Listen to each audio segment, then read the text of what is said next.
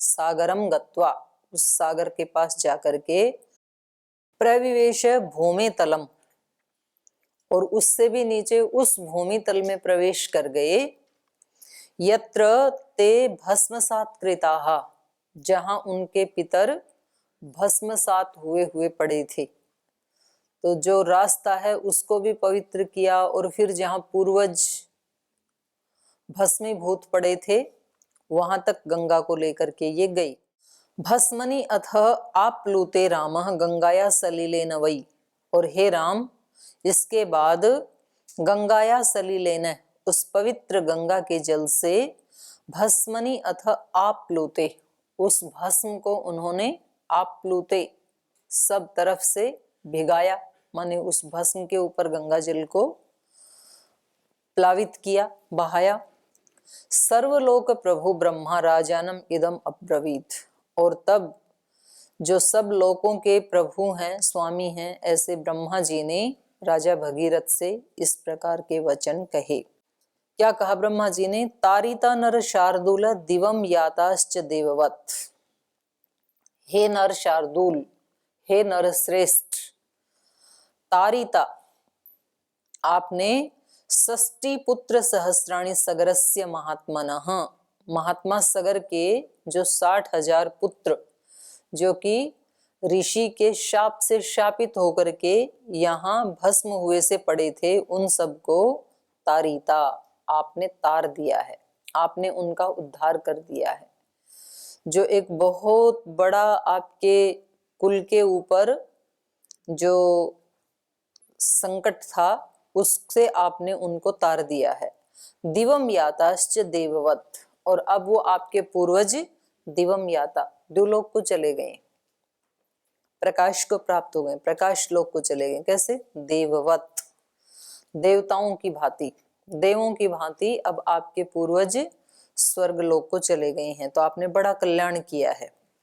और हम ऐसे देखेंगे ना यदि, तो आज जो हमें पराये लगते हैं, ऐसे हम वंश परंपरा से पीछे पीछे पीछे पीछे जाते जाएं तो कहीं ना कहीं सारे अपने ही भाई बंधु मिलेंगे। तो किसी भी दृष्टि से देखें, अपनेपन की दृष्टि से देखें, तो वो अपने ही हैं जो आज कहीं किसी पीड़ा में है, शारीरिक, मानसिक, आत्मिक। तो अपना समझ करके फिर उनके साथ करुणा का व्यवहार करना चाहिए। या पराया भी समझते हैं तो अपने आप को एक योग पथ का पथिक समझ करके मैत्री, करुणा, मुदिता, तो उस दृष्टि से उसका पालन करना चाहिए।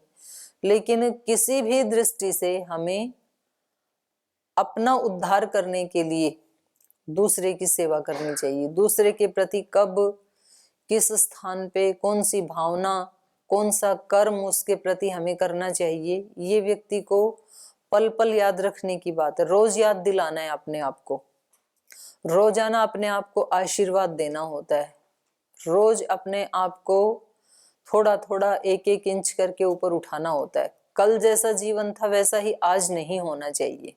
आज की कुछ छोटी बड़ी कुछ तो उपलब्धि होनी ही चाहिए, नहीं तो आज का नया जीवन मिला उसका फायदा क्या हुआ। कल जैसे रूटीन में काम किया वैसे ही आज भी रूटीन में काम किया, और ऐसे ही आने वाले कल में भी किया। अगर इसी तरह से जीवन आगे बढ़ रहा है तो कोई मनुष्य जीवन का कोई बड़ा लाभ नहीं है। फिर प्रतिदिन हमारा किसी ना किसी उपलब्धि से भरा हुआ होना चाहिए, वो व्यक्ति को संभालना चाहिए। माने ऐसा बिजनेस कितने दिन चलेगा जिसमें एक पैसे का भी, एक धेले का भी प्रॉफिट ना हो, और उसको कौन बिजनेस कहेगा? जो जिसमें मतलब कुछ भी एक पाई का भी प्रॉफिट नहीं हो रहा है, ऐसे बिजनेस को कौन बिजनेस कहेगा और कौन करेगा उसको?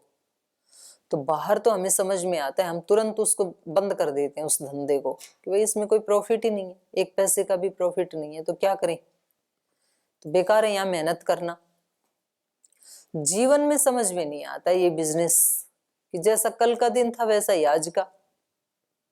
तो ऐसे मनुष्य जीवन से फायदा क्या? कुछ तो उपलब्धि होनी चाहिए थी आज की, कुछ तो ज्ञान, कुछ तो ध्यान, कुछ तो समझ, कुछ तो सेवा बढ़नी चाहिए थी ना आज के नाम की। ना कोई ज्ञान बढ़ाया, ना कोई ध्यान बढ़ाया, ना कोई सेवा बढ़ाई, ना कोई समर्पण बढ़ाया। कल भी ऐसे ही थे, आज भी ऐसे ही। तो ये प्रॉफिटेबल नहीं है, उसमें कोई फायदा नहीं है। फिर बिजनेस वाला लॉस है वो फिर भी थोड़ा कम है, क्योंकि वो तो स्थूल शरीर के साथ जुड़ा हुआ है। लेकिन ये वाला लॉस ये ऐसा है, न चेद इह अवेदी महति विनष्टि, ये महति विनष्टि है। लेकिन हमारे कान ऐसे पक गए हैं, कितना भी सुने, कितना भी बोले, ढाक के तीन पात। लेकिन वो सबके लिए नहीं है, जिनको करना है वो इसी में कर जाते हैं, पता भी नहीं चलता है।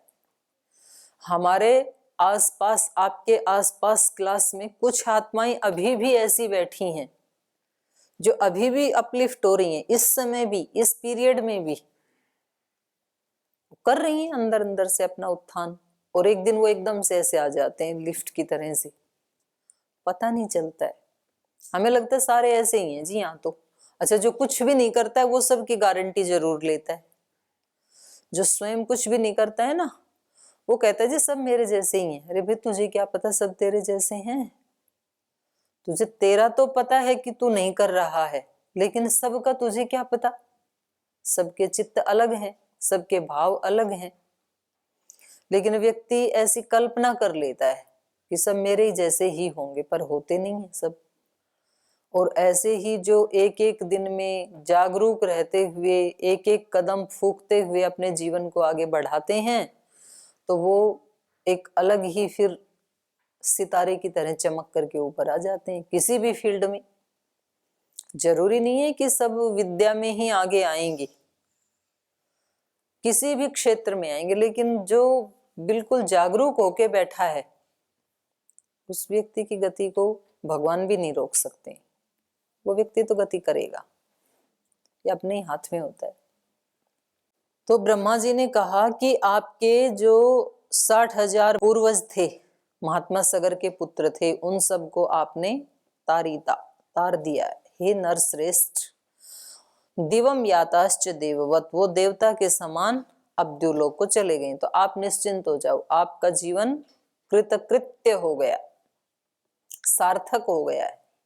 जिसके लिए आपने इतना जप तप पुरुषार्थ किया था, वो आज सफल हो गया है। वो सब देवता के समान देवलोक को चले गए हैं। सागरस्य जलम लोके यावत् स्थास्यति पार्थिव, सगरस्यात्मजा सर्वे दिवि स्थास्यन्ति देववत्। और ऐसा नहीं है कि वो एक बार द्युलोक में चले गए, स्वर्ग लोक में चले गए तो थोड़ा फल वहां का प्राप्त करके फिर वापस लौट आएंगे, ऐसा भी नहीं है। बल्कि कब तक रहेंगे वहां पर? सागरस्य जलम लोके, इस सागर में जब तक जल स्थित रहेगा, पार्थिव लोके यावत् स्थास्यति जलम सागरस्य, सागर में जब तक इस लोक में जल रहेगा, मौजूद रहेगा, तब तक सगरस्य आत्मजा सर्वे दिवि स्थास्यन्ति, तब तक सगर के सभी पुत्र द्युलोक में स्थित रहेंगे, देववत, देवताओं के समान। अर्थात लंबे समय तक वो उस स्वर्ग के आनंद का उपभोग कर सकेंगे। इतना आपने प्रचंड तप और पुरुषार्थ किया है। आज हम यहाँ देख रहे हैं पतंजलि योगपीठ में जो हमें सुख सुविधाएं मिली हैं, शारीरिक रूप से, मानसिक रूप से या सामाजिक रूप से, ये कहते ही कि भाई ये पतंजलि से आया है, ये ब्रह्मचारी, ये सन्यासी, तो उसके प्रति जो एक आदर का, गौरव का, विश्वास का भाव होता है लोगों को, तो ये दो महापुरुषों की तपस्या का परिणाम है। हमने तो कुछ ऐसा किया ही नहीं अभी। तो हमें जो लोगों के साधुवाद मिलते हैं, ये क्या है? ये हमारे गुरुजनों के तप का परिणाम है, उसका प्रभाव है ये। तो यहाँ पर भी जो भगीरथ हैं, इनके तप का ये प्रभाव है कि वो द्युलोक में कब तक रहेंगे? जब तक सागर में जल रहेगा। तो ये निश्चिंत हो गए, क्योंकि ये यही तो चाहते थे कि जिस लक्ष्य को प्राप्त करने के लिए मेरी 2 पीढ़ियां पूरी खप गई हैं और वो उसको पूरा कर नहीं पाई, मैं जरूर इस लक्ष्य को पूरा करूंगा। तो ऐसे कोई भी व्यक्ति कोई भी ऐसे लक्ष्य, कोई संकल्प ले सकता है। जैसे कुछ कुछ बच्चे संकल्प लेते हैं, भाई हमारे कुल खानदान में 3 पीढ़ी तक कभी किसी ने कोई PhD, DLit, MA नहीं किया, मैं करूंगा। करते हैं वो बच्चे। भाई हमारे 7 पीढ़ी में कभी किसी के पास उतना धन नहीं था, मैं जीवन में इतना धन कमाऊंगा। हमारी पीढ़ियों में कभी कोई प्लेयर नहीं हुआ, मैं प्लेयर बन के दिखाऊंगा। हमारी पीढ़ियों में कभी कोई ऐसा साधु नहीं बना, ऋषि नहीं बना, मैं बन के दिखाऊंगा।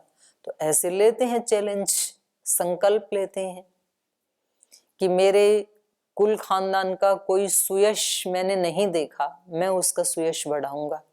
तो ऐसे करके पुरुषार्थ करते हैं। फिर ऐसे ही भगीरथ ने किया।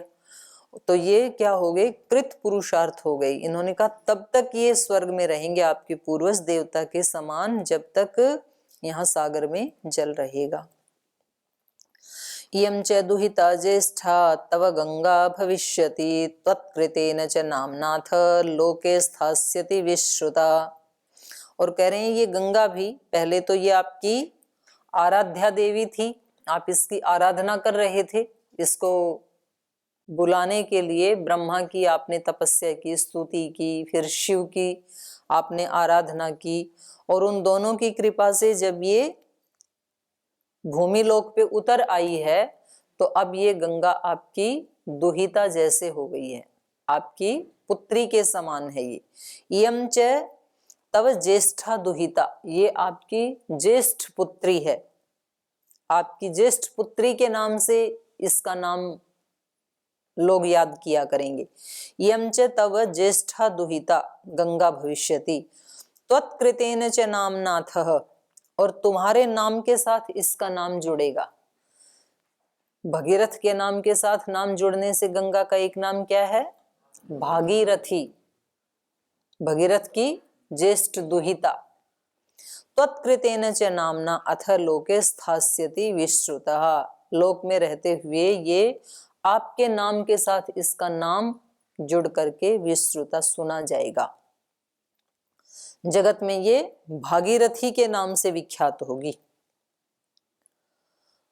और ये गंगा कैसी है, गंगा त्रिपथगा नामः दिव्या भागीरथी इति च त्रीन पथो भावयन्ति इति तस्मात् त्रिपथगा स्मृता। तो कह रहे हैं इसलिए गंगा कैसे हो गई, त्रिपथगा, 3 धाराओं में, 3 नामों से। क्या क्या, त्रिपथगा, दिव्या, भगीरथी, ये 3 हो गई। गंगा त्रिपथगा नाम दिव्या भगीरथी इति च त्रीन पथो भावयन्ति, क्योंकि ये 3 तरफ जाती है। तस्मात् त्रिपथगा स्मृता, इसलिए इसको त्रिपथगा, 3 रास्तों में जाने वाली, स्वर्ग से तो आई है, आकाश से तो एक, दूसरा पृथ्वी के ऊपर, तीसरा पाताल लोक में, तो 3 जगह जाने वाली हो गई ना ये, आकाश में, पृथ्वी में और पाताल में। तो जो जो हमारा ज्ञान होता है वो कैसा होता है, त्रिपथगा। शरीर के ऊपर भी उसका प्रभाव पड़ता है, सूक्ष्म शरीर के ऊपर भी उसका प्रभाव पड़ता है, और आत्मा के ऊपर भी उसका प्रभाव पड़ता है। हमारा जो अस्तित्व है ये 3 से ही तो जुड़ा हुआ है, एक स्थूल है, एक सूक्ष्म है, एक चेतन है। तो ज्ञान के समान पवित्र कुछ भी नहीं है इस लोक में, नहीं ज्ञानेन सदृशम पवित्रम इह विद्यते। जो विशुद्ध ज्ञान है, आत्म ज्ञान है, वो इतना अपने आप में एक अमृत है, इतना पवित्र है कि वो ज्ञान तीनों तरफ जाता है, त्रिपथगा। ना वो व्यक्ति शरीर से थोड़ा भी उसके अंदर कोई दोष रहेगा, उसका शरीर भी बिल्कुल स्वर्ण की तरह से तपोपूत होगा। तो ऐसे जो योगी हैं उनके शरीर का एक एक परमाणु पूरा का पूरा चेंज हो जाता है, रोम रोम चेंज हो जाता है। उसको गीता में भी ऐसे ही बताया है। उनका सूक्ष्म शरीर भी चेंज हो जाता है, उसमें लेश मात्र भी दोष नहीं रहता है। और आत्मा तो फिर अपने आप ही हो जाती, क्योंकि इन दोनों का ही रिफ्लेक्शन आत्मा पे पड़ता है, वो तो अपने आप में शुद्ध ही है। तो इसलिए यहाँ गंगा को भी त्रिपथगा बताया। और वैसे भी तीनों लोक शरीर में हैं, द्युलोक, पृथ्वीलोक, अंतरिक्ष लोक, तो ये सब ज्ञान से पवित्र हो जाते हैं। तो गंगा त्रिपथगा नाम है, दिव्या भागीरथी च इति च त्रीन पथो भावयन्ति इति तस्मात् त्रिपथगा स्मृता। तो इसलिए गंगा को त्रिपथगा इस नाम से जाना जाता है। पितामहानां सर्वेषां त्वमत्र मनुजाधिप कुरुस्व सलिलं राजन् प्रतिज्ञाम् अपवर्जय पूर्वकेण हि ते राजन् तेनाति यशसा तदा धर्मेणां प्रवरेणाथ नैष प्राप्तो मनोरथः तथैवंशुमता वत्स लोके प्रतिमतेजसा गंगां प्रार्थयता नेतुं प्रतिज्ञानापवर्जिता राजर्षीणां गुणवत्ता महर्षि समतेजसा मत्तुल्य तपसा चैव क्षत्रधर्मस्थितेन च दिलीपेन महाभाग तव पित्रातितेजसा पुनर्न शकिता नेतुं गंगां प्रार्थयता नघ सा त्वया समतिक्रांता प्रतिज्ञा पुरुषर्षभ प्राप्तोऽसि परमं लोके यशः परम सम्मतम्। तो सर्वेषां पितामहानां तु अत्र मनुजाधिपः सलिलं कुरुष्व। मनुजाधिपः राजन, हे मनुष्यों के अधिपति राजन, राजा भगीरथ, सर्वेषां पितामहानां अत्र सलिलं कुरुष्व। अब तुम गंगा के जल से, आपने कहा था कि इनकी जल क्रिया मैं कर सकूं, तो अब आप अपने सभी पितामहों का, सभी पूर्वजों का इस गंगा के पवित्र जल से जल क्रिया करें, उनका आप संस्कार करें, तर्पण करें। और प्रतिज्ञाम अपवर्जय, जो आपने प्रतिज्ञा की थी कि मैं अपने पूर्वजों का गंगा जल से जल क्रिया करूंगा, गंगा को लाऊंगा, उस प्रतिज्ञा को अब यहाँ पर आप अपवर्जय छोड़ दें, पूरी, क्योंकि पूरी हो गई तो उसका यहाँ पर आप समापन कर दें। प्रतिज्ञाम अपवर्जय, उस प्रतिज्ञा का यहाँ समापन कर दें, आप पूर्ण कर लें उसको, क्योंकि ये प्रतिज्ञा आपकी 3 पीढ़ियों से चली आ रही है, जो आज आपने पूरी की है। पूर्व केण ही ते राजन तेन अति यशसा तदा धर्मेणाम प्रवरेण अथ नैष प्राप्त मनोरथ। एषः मनोरथ, ये जो मनोरथ है, ये जो मन का प्रतिज्ञा थी कि अपने पूर्वजों को गंगा जल से उनकी सलिल क्रिया की जा सके, तो कह रहे हैं कि ये, क्योंकि एक एक को जल क्रिया देंगे तो 60,000 है, उतना तो जल वहां है ही नहीं, तो कैसे कर सकते हैं उनकी जल क्रिया। तो उसको तो कोई ऐसा जल जला आकर के पवित्र करने वाला कोई जल जला आए, वो ही उसका उद्धार कर सकता है।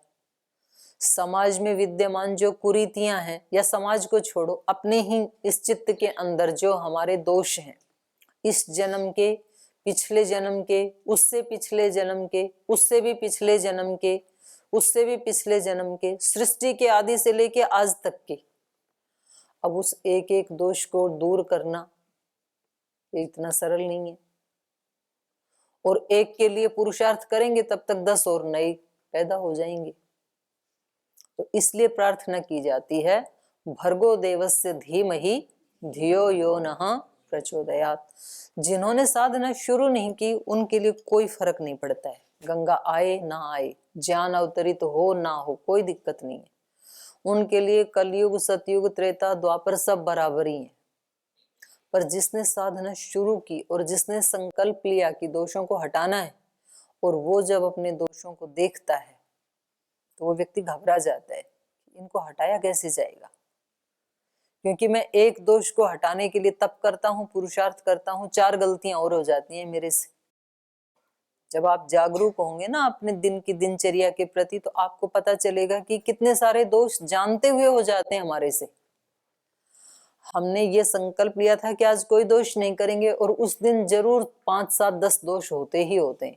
ऐसा नहीं है कि उस दिन होते ही होते हैं, उस दिन आपकी दृष्टि चली जाती है उनपे, बाकी दिन में दृष्टि ही नहीं जाती थी, होते तो पहले भी थे। इसीलिए आज हुए उन संस्कारों के कारण ही, पर आज दृष्टि चली गई तो फिर व्यक्ति घबराता है कि इनका नाश कैसे करूं, कम से कम बाहर से बच भी जाऊं, लेकिन भाव में, विचार में किसी के प्रति कोई अप्रीति का भाव, कोई द्वेष का भाव, कोई घृणा का भाव आता ही है। क्या करें, उससे कैसे बचें? जब क्लास में बैठते हैं तो बिल्कुल यही भाव चेतना होती है कि सबके प्रति प्रीति का ही भाव रखना है, सबके प्रति एक मैत्री का भाव ही रखना है। पर वो व्यक्ति जिसके साथ आपके विचार नहीं मिलते, उस व्यक्ति के सामने आते ही ये विचार छूमंतर हो जाते हैं, और वो ही पीछे वाला जो भी हमारा भाव है वो जागृत हो जाता है। तो फिर साधक को बड़ी चिंता होती है कि इसको हटाऊं कैसे। जानता है कि ये शुभ नहीं है, फिर भी वैसा करता है। क्यों करता है? क्योंकि वो पवित्रता वाली शक्ति इतनी है ही नहीं, कहां से लाई? तो फिर साधक भगवान की शरणागति में जाता है। धियो यो नः प्रचोदयात्। उनको देखता है ये दोष हुए, दूसरे को तो पता चलता नहीं, खुद को तो पता चलता ही है कि किस स्थिति में मेरे मन में कौन से भाव आए।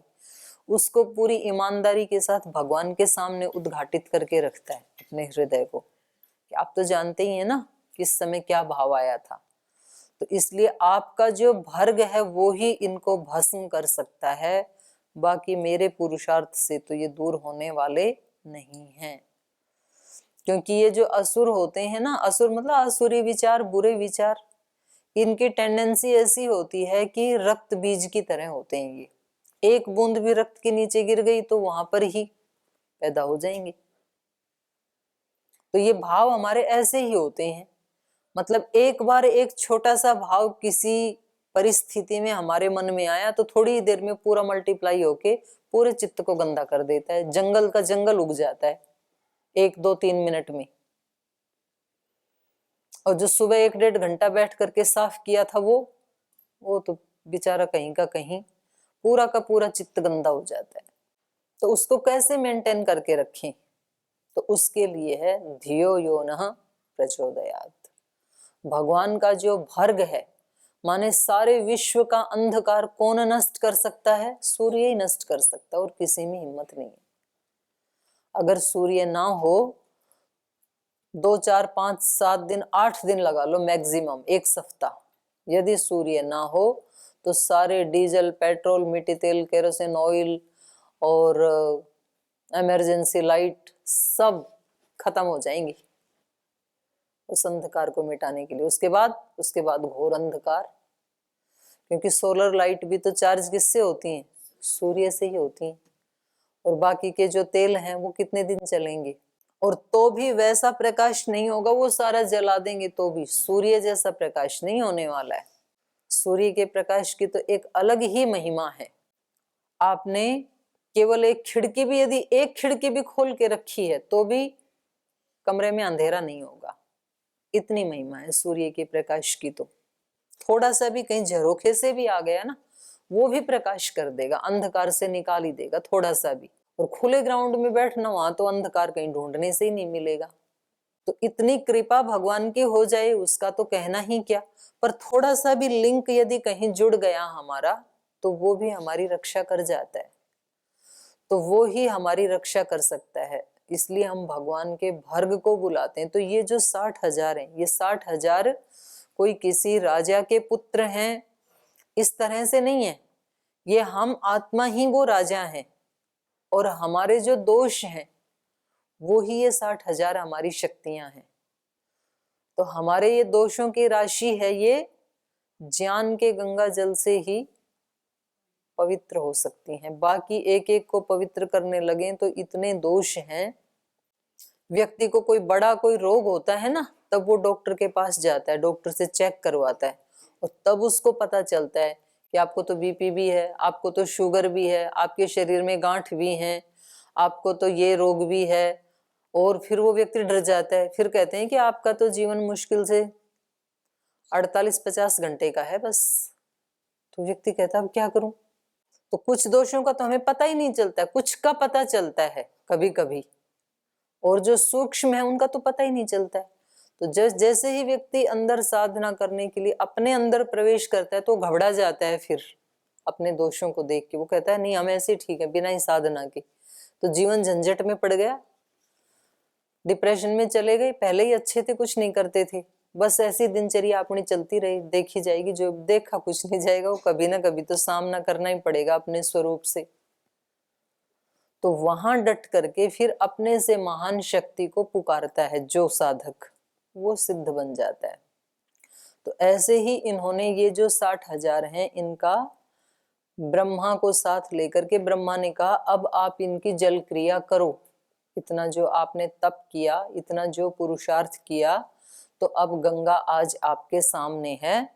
और जो आपकी प्रतिज्ञा थी, आपके पूर्वजों की प्रतिज्ञा थी, उसको अपवर्जय, उसको आप यहाँ अपनी प्रतिज्ञा को पूर्ण कर लें। क्योंकि आपसे पहले भी बहुत अतिशय तप किया गया आपके पूर्वजों के द्वारा, लेकिन वो इस प्रतिज्ञा को पूरा नहीं कर पाई।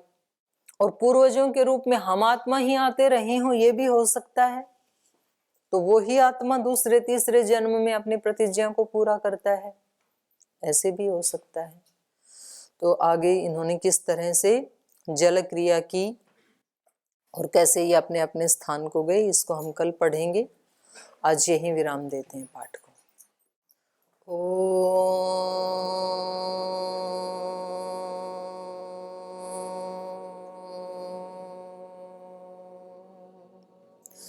शांति शांति शांति। श्री गुरुभ्यो नमः।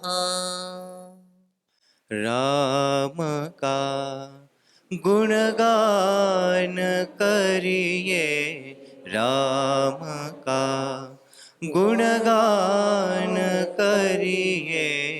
राम प्रभु की भद्रता का, सभ्यता का ध्यान धरिए, ध्यान धरिए। राम का गुणगान करिए, राम का गुणगान करिए। राम के गुण गुण चिरंतन, राम के गुण गुण चिरंतन। राम गुण सुमिरन रतन धन, राम गुण सुमिरन रतन धन। मनुजता को कर विभूषित, मनुज को धनवान करिए, ध्यान धरिए। राम का गुणगान करिए, राम का गुणगान करिए। राम का गुणगान करिए। ओम श्री गुरुभ्यो नमः।